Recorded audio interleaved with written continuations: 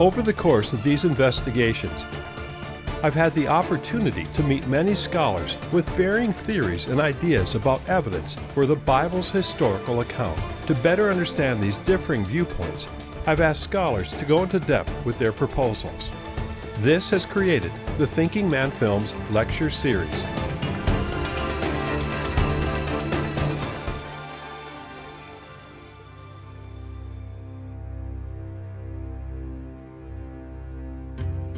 Dr. Glen Fritz is an environmental geographer who has studied the route of the Exodus for over 2 decades. His research resulted in the publication of the most in-depth books on the locations of the Red Sea crossing and Mount Sinai, available today.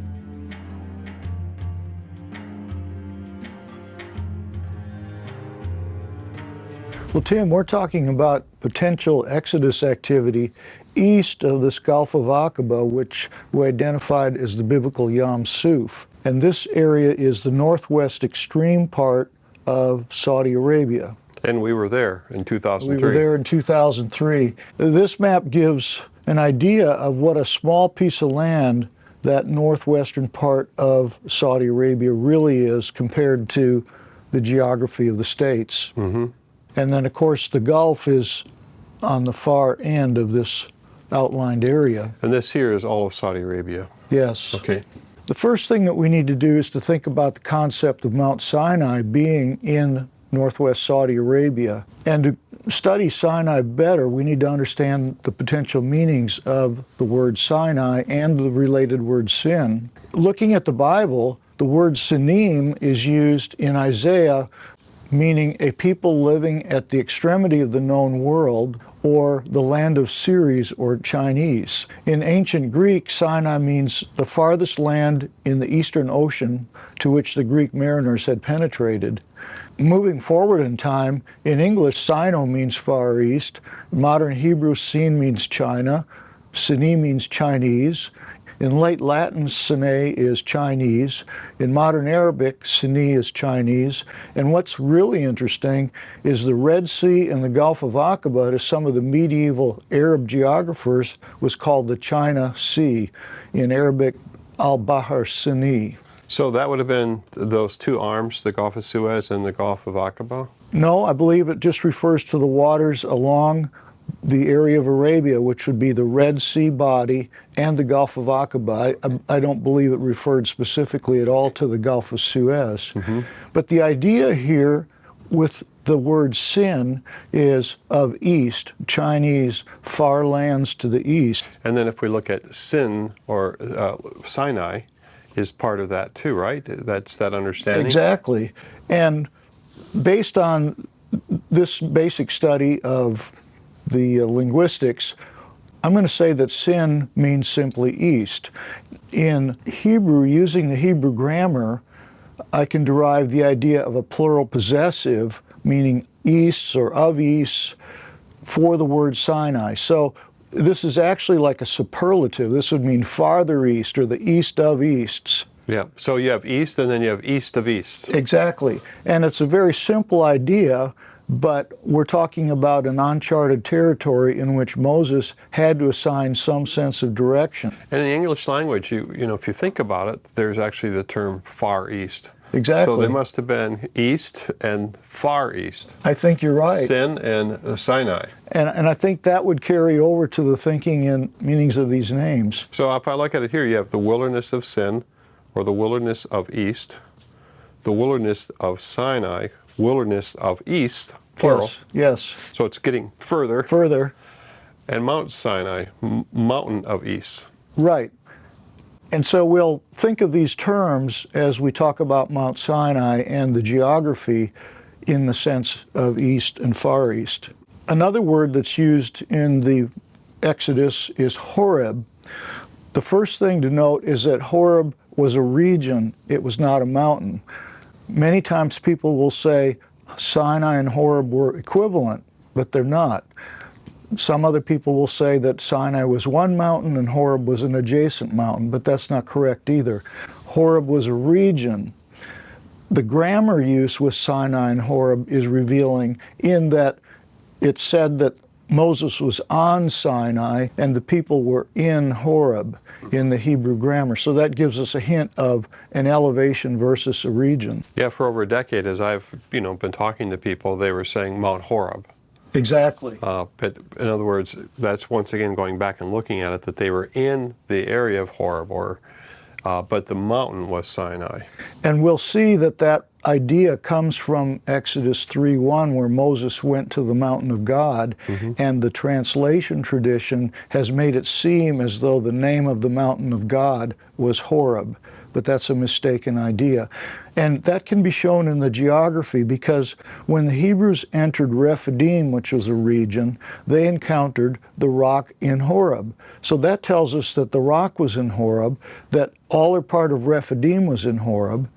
Furthermore, when they left Rephidim, they entered a different district called the Wilderness of Sinai, and that also was in Horeb, as was Mount Sinai. So we have these two major regions and the event of the rock in Horeb all being within the Horeb region. I see that now, yeah. For example, Pikes Peak. It's really in the region of Colorado, right? Yes. And it's near Colorado Springs, but as you're honing in on it, but it's Pikes Peak is a mountain in the region of Colorado. Right. And expanding on that idea, we could say the peak of Colorado, and people would say, well, that's Pikes Peak. I would say, no, it's a peak of Colorado, just like Sinai was a peak of the region of Horeb. And people, therefore, will apply Horeb to the peak itself. But Sinai was actually a mount within the region. It was a mount of Horeb. And you'll see that language in the Bible where it says Mount of Horeb, but it's actually talking about a peak located in the region of Horeb. And so there's a little bit of a linguistic thing there that we have to look at in terms of the idiom of the Hebrew and understanding what the geography is to understand the phrase. There's certain criteria we can set up for a Mount Sinai location. This is a map showing northwest Saudi Arabia in the area of ancient Midian. This is the head of the Red Sea. There are geological conditions that dictate where Mount Sinai might be located. And did those come from the biblical text? Actually, they come from a variety of sources: historical, biblical, geographical. First of all, since we've identified Yam Suf, the Sea of the Exodus, as being the Gulf of Aqaba, which is in this location here, we know that the peak must be east of Yam Suf. That puts us in this region in Arabia. Secondly, the historians Josephus and Philo said that Mount Sinai was the tallest peak in the region. So we're looking for a tall peak or the tallest peak in this region east of the sea. Then we know from historians Eusebius and Jerome, which we'll look at in a few minutes, that Midian was in the proximity of the mountain. And if we can identify where ancient Midian is, we know that we're looking for the tallest mountain, at least in the vicinity of Midian. And that's because Moses actually lived in the land of Midian, so he would have been close by, I would think. Exactly. He exiled for 40 years in the land of Midian, and then he took Jethro's herds from Midian to the mountain of God, which is the same as Mount Sinai. And so there's a sense of proximity there. The mountain was not necessarily within Midian, but there's an idea of proximity just in that story. Then we do read in Exodus chapter 3 that the mountain was located on the backside of a wilderness relative to Midian. If we look at this map, there's a mountain range lying between the sea and the highlands sandy plateau. This rough mountain range, wilderness, is very difficult to traverse. There are very few navigable routes through this rough wilderness. And when I've been in this area, and you get an idea that there's nothing there. There's no. If you were there, you would have a difficult time surviving, because you have to get to the places where there's water. Yes, and the coastal oases were key population areas for that reason. And so this whole vast area up and through here is a wilderness area. It's very difficult to exist in. Exactly. And for Moses to take the flocks to a highland pasture for seasonal feeding, he would go to the highlands, which is called the Hisma now. In antiquity, at the time of the Bible, I believe Horeb was the name for the region. And therefore, we're looking for a mountain on the backside of this wilderness, the rear of the wilderness, because Moses went to the rear of the wilderness where he encountered the mountain of God. And what you're suggesting then is that this area through here is Midian, right? I'm suggesting that the coastal area that was habitable due to water was Midian.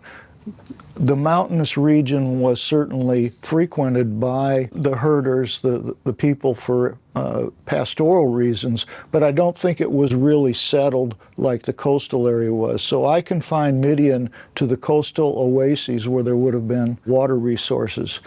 And then to feed the herds in the warm summer months, they'd go to the highlands, which this is a 4,000-foot plateau. They have to go behind the wilderness to reach this sandstone area. And they would do that because the higher elevation would be cooler, and they would probably still have vegetation that hadn't been burned out, right, because of the sun? Well, evidently the spring months and the summer months did have better vegetation. Some of the historical reports indicate that, but certainly cooler temperatures as well. And so the next condition would be a highland pasture setting, which we've already been discussing, that the mountain of God would be associated with a setting suitable for pasturing, and that would have been the highlands. And so the interface of the mountain would be toward this highland pasture area. It wouldn't be toward the rocky, desolate mountain ranges that lie in this part of the wilderness. It would be on the back side of that, facing the highlands. So that's why a highland setting for the base of Mount Sinai is one of the conditions listed here.